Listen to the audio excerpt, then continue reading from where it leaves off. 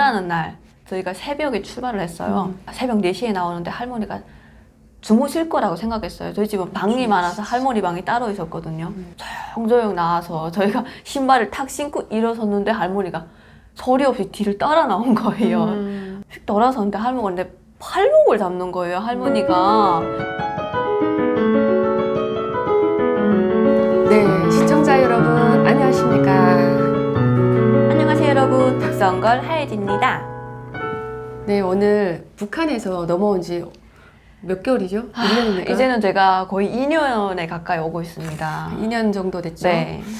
네. 만약에 나였다면 내가 북한에서 남조선에 뛰어야 되겠다는 생각을 쉽게 할 수 있었을까? 엄마가 있어도 그게 가능했을까? 저도 어떻게 하율 씨는 엄마 따라 대한민국까지 올 생각을 담대하게 했을지 네. 그게 좀 궁금해요. 네. 함흥에 있을 때 네. 1차적으로 엄마가 사람을 보냈나요? 아니요. 처음에 원래 엄마랑 오빠가 통화를 했었거든요. 네, 그때는 엄마가 저희가 가겠다고 하니까 사람을 집까지 보내겠다 했어요. 네. 왜냐면 우리 집은 국경 쪽이 아니잖아요. 네. 네. 보내겠다고 했었는데 그게 잘 안 됐어요. 해산 사람이 자기네는 데리러 가지는 못하겠다. 해산까지 우리 보고 오라고 한 거예요. 네. 근데 뭐 급한 건 저하고 오빠니까 그냥 오빠랑 터이를 끝내고 가자 우리가 그러면 해산에 바쁜 게 우리니까 발로 떠야지 하고 우리가 해산까지 갔거든요. 해산으로 뜰 때는 이미 네. 엄마 따라 남조선 간다고 하고 온 거잖아요. 그쵸? 그러면 그렇게 결심하고 올 때 네. 맞아. 마지막 네. 정리를 어떻게 했어요? 저도 뭐 백화점에 다니면서 장사를 했기 때문에 갑자기 또 일 안 나가고 하면 이상해 보이잖아요. 네, 그런 게 있어서 뭐 일단 상품 같은 거는 다 삼촌 엄마한테 다 인기인수를 끝내고 그리고 또 그때 마침 우리 상점이 다시 재건축하고 꾸리기를 한다고 한 달인가 두 달인가 텀을 두고 다른 장소에 임시로 옮겨서 장사를 해라 하고 네, 그때는 백화점에 출근 안 할 때였어요. 네. 네, 그런 때다 보니까 그냥 삼촌 엄마한테 다 인기 인수만 해놓고 도망을 쳤죠. 그럼 삼촌 엄마한테 인계인수 할 때는 삼촌 여기 어떤 여자한테는 물건이 몇백 개 있고 아우, 뭐 이렇게 하는 거예요? 진짜 말 마세요. 제가 시집을 간다고 했어요. 인계인수 해준 저한테서 후불을 가져간 사람들이 있을 네, 거잖아요. 네. 근데 후불이 거기 10,000원, 20,000원이 안 해요. 저는 비싼 옷을 팔았기 때문에 옷 하나만 해도 30불씩 나갔단 말이에요. 적어도.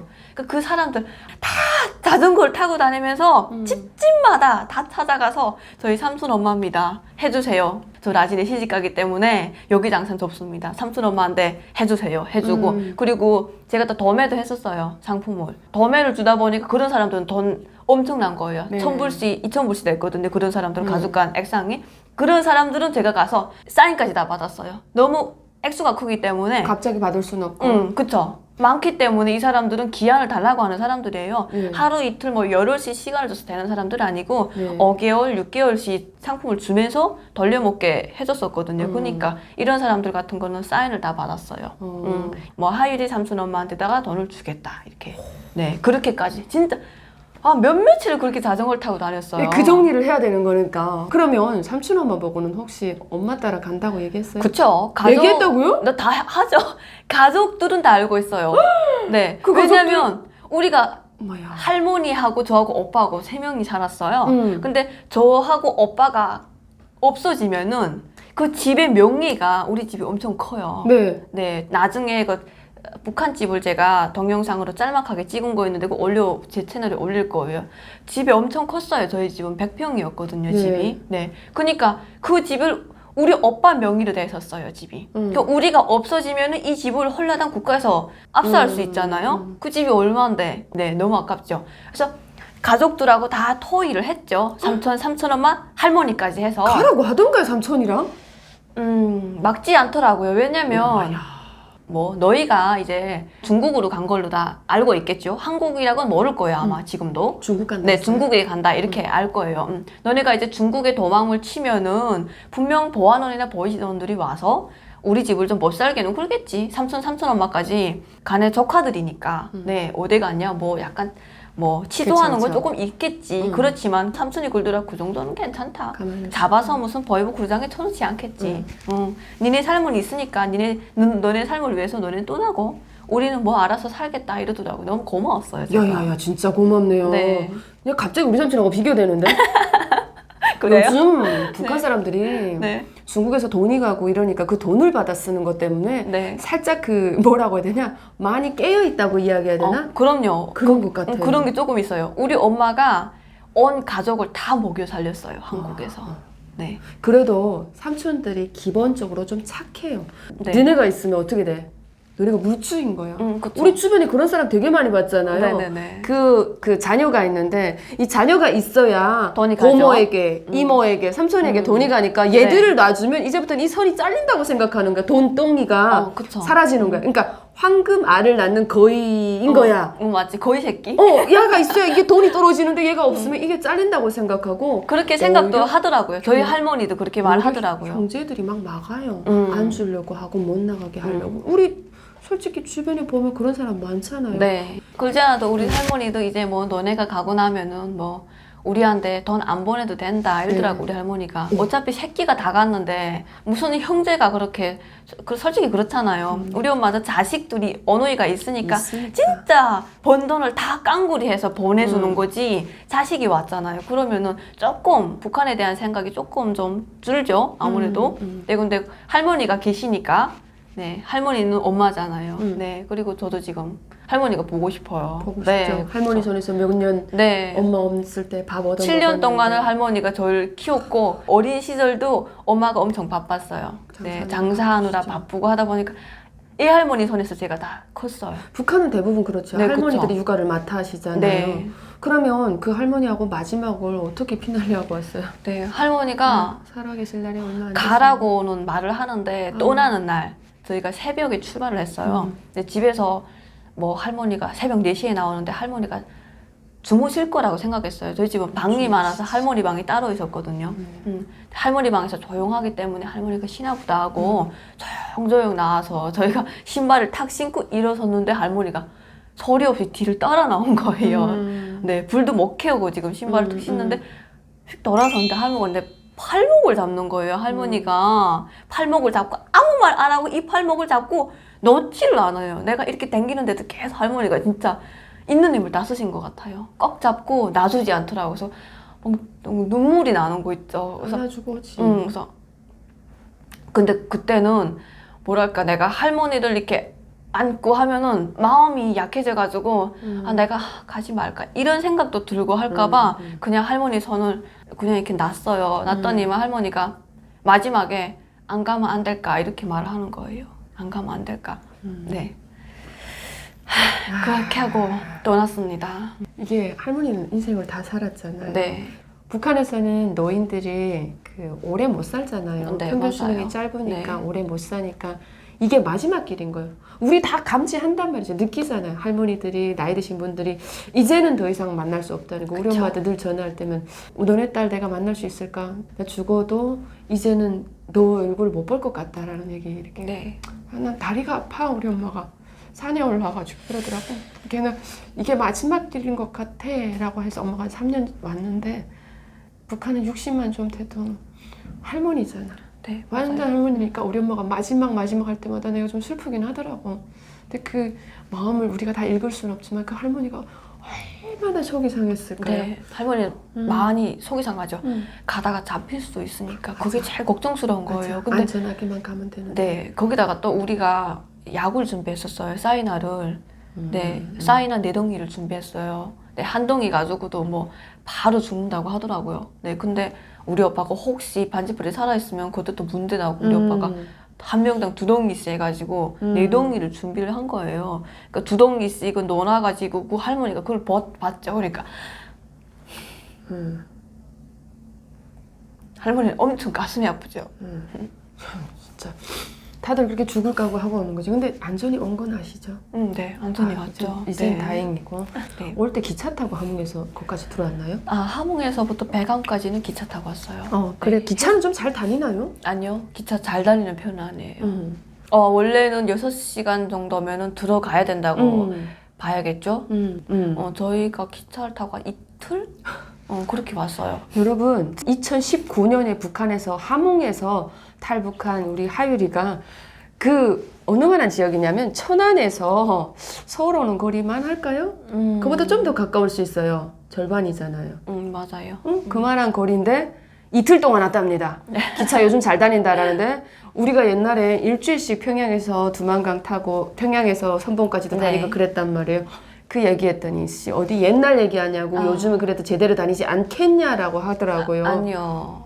네. 요즘도 그런 상황이네요. 네, 전기 사정은 옛날이나 지금에도 어렵죠. 사실 옛날이 더 나은 것 같은데 나는 그럼 그 배감까지 들어와서 그다음 육로로 해상으로 움직입니까? 해상까지 들어오는 건 걸어서 들어왔어요. 그게 걸어 들어오면 꽤 멀 건데 그게 멀어요. 가깝지 않은데? 네 맞아요. 무슨 산을 이렇게 산을 넘었어요. 그때. 양강도로 올라가야 되는데 네 맞아요. 한참을 걸었을 것 같아요. 그 걸어가는 쪽도 보니까 초소가 있는 쪽을 피해서 예. 그쪽은 저희 오빠가 조금 알거든요. 처음에 저희 엄마가 탈북을 할 때 엄마가 오빠를 데리고 해산에 들어간 적이 있어요. 그때 걸어서 저희 오빠가 알다 나니까 저는 그냥 뭐 쫄쫄이 전쫄래쫄래 오빠 쫓아서 내 산을 이렇게 넘어서 가는데 산을 넘어가는 게 거기 쉽지가 않더라고요. 며칠 걸었어요? 며칠까지는 아니고 제가 9시간, 10시간 그 정도 걸었어요. 걸지 않던 애가 걸으니까 다리가 움직이지 않죠. 다리가 마지막에 움직이지 않아서 제가 한 다리를 이렇게 두 팔로 잡아서 끌어서 옮겨놓고 마지막 오빠 나 못 가겠어. 나 갈 것 같지 못해. 다리가 움직이지 않아. 마음은 살아있는데 몸이 움직이지 않아서 못 가겠다고. 그렇게 걸어서 양강도 해산으로 들어갑니까? 네. 들어가서 누구네 집을 어떻게 찾아 들어가요? 엄마가 보낸 선인가요? 엄마가 그 통화를 했던 해산 브로커? 네, 그 사람이 해산에 들어오면은 자기한테 전화를 달라 했어요. 해산역 앞에 가서 전화 달라 해서 했는데 이 사람이 전원 차단으로 나오는 거예요. 황당하더라고요. 뭐야 해산까지 왔는데 이 사람이 지금 전원 차단이에요 지금. 에? 왜? 모르죠 나는. 우리는 지금 그 상태 모르는 상태예요. 우리는 근데 오빠하고 저는 서서 별 생각을 다 하는 거예요. 며칠 안으로 해산 들어올 걸 아는데 이 사람이 왜 전원 차단이지? 이 사람 혹시 버이버이 잡힌 건 아닐까? 진짜 별 생각을 다 하고 있었죠. 아 전원 차단? 네 전원이 차단되었습니다 하고 나오는 꺼졌구나. 거. 네. 그래서 일단은 뭐 자야지. 자야 되는데 우리 엄마가 알고 있는 지인이 해산에 있어요. 네. 그래서 거기 가서 잤어요. 지인 네. 집에서 하룻밤 자고 눈뜨기 바쁘게 새벽에 다시 전화했어요. 전화하니까 전화를 받더라고요. 브로커가 와서 알았다고 택시 타고 어디까지 오시오 하더라고요. 네.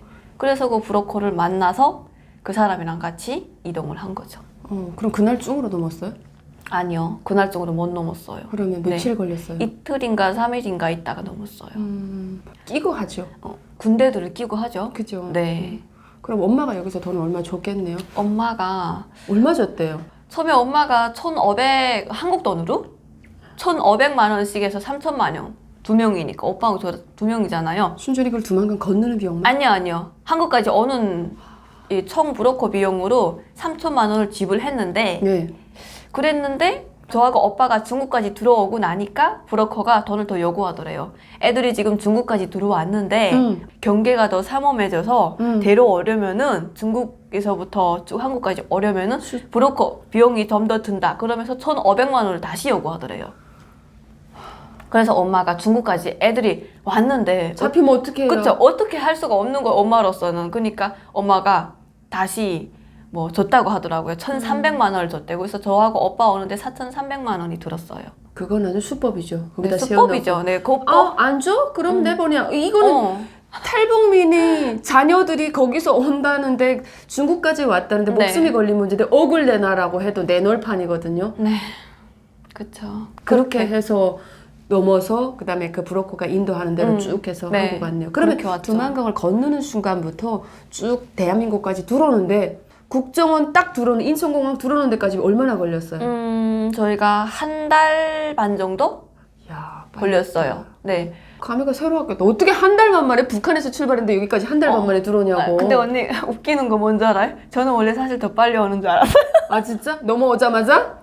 태국 들렸을 거잖아요. 네, 태국을. 네. 아니 엄마가 일체 말을 안 해줬어요. 왜냐면 그거 말 안 하는 이유가 있어요. 와, 태국에 와서 한 달씩 있다가 한 달 보름씩 있다가 한국에 온다 이런 말도 안 해줬고 그리고 지연은 국정원 2개월 저 하나원 3개월 해서 5개월이라는 시간이 걸린다는 조차도 말을 안 해줘서 저는 하나도 모르고 그냥 국정원에 오면은 조사가 시작된다고 해서 조사를 받고 그러면 나는 집으로 가는가 했는데 하나원이라는 곳에 간다는 거예요. 하나도 몰랐어요. 저. 그건 말 안 해주는 이유가 있어요. 안 그 올까봐 그런가? 그 생활을 쭉 겪어보니까 어때요? 지금 사람이 많지 않을 때 왔잖아요. 네. 제가 탈북해서 넘어올 때 태국 감옥 그 이민국 수용소에 몇 명 인천 줄 아세요? 저희 때는 50명 있었어요. 저희는 한 거의 200명 넘게 있었습니다. 200명이 넘게 있으면 이 네. 자리를 팔고 사요. 이렇게 딱 누워야만 다다다다닥 붙어있는 한 기수에 200명이 쓸어 나올 때입니다. 저희 엄마도 그러더라고요. 3,400명이 있었죠. 그 감옥에. 생각해봐요. 누울 자리가 없어요. 자리가 없어서 배낭 이렇게 해가지고 딱 요 자리만 내 자리를 쓰는 시절이라 2달 동안 있는 게 정말 너무 힘들었어요. 그리고 국정원에 들어와서 또 2달 동안 기다려야 되고 네. 그 기간이 장장 북한을 출발해서 온다고 해도 대부분이 10개월에서 11개월을 걸려서 하나원으로 사회로 진출하는 거예요. 네. 이게 너무 힘들잖아요. 기다리는 게. 우리는 마냥 자유로울 줄 알았는데 너무 오랜 시간을 삼국을 애돌면서 오다 보니까 지쳤어요. 맞아요. 지치죠. 근데 그런 사람들에게 우리가 그 길을 걸어왔는데 북한 사람들에게 가족들에게 여기 들어와서 2달 여기 들어와서 3개월 다 얘기하면 일단 마음에서 듣는 순간부터 지쳐버려. 그래서 얘기 안 해요. 그래서 우리 엄마도 그래서 얘기를 안 했구나. 그럼요. 아, 몰랐죠. 모르고 왔습니다. 예, 그렇게 하유리가 탈북해서 왔대요. 근데 난 정말 대단한 게 북한에서 얼마나 우리가 세뇌 교육을 당합니까? 네. 그리고 제일 무서운 건 가다가 죽어야 된다는 생각을 대부분 해요. 네. 만약 들켜서 잡힐 경우에 얼마나 북한 안에서 얻어맞고 힘든 고생을 겪어야 될지를 북한 사람들이 모르지 않거든요. 그 거처를 겪기가 정말 너무 끔찍하고 지옥 같기 때문에 그냥 죽어버리자는 거예요. 그 목숨 걸고 오는 네, 거죠. 그래서 네. 미치지 않고서는 탈북하지 못한다잖아요. 그걸 북한에서부터 결정을 내려서 출발해서 이렇게 자유의 땅에 왔다는 게 네. 20대는 다르긴 다르네요. 그래서 와, 너무 감사하죠. 엄마와 자녀들을 둘 다 성공적으로 데려온 엄마도 대단하고 네. 오빠. 오빠와 하유리가 같이 뒤따라서 보조를 맞춰서 엄마 찾아 기어쿠나 이 한국까지 찾아온 것도 정말 기특하고 대단하다라는 생각을 합니다. 제가 오늘 개인적으로 그 준비를 어떻게 해서 그때 어떻게 넘어왔는지 좀 물어보는 시간을 가졌습니다. 네. 영상 함께 찍어주셔서 감사합니다. 감사합니다. 예, 봐주셔서 감사합니다. 안녕히 가세요.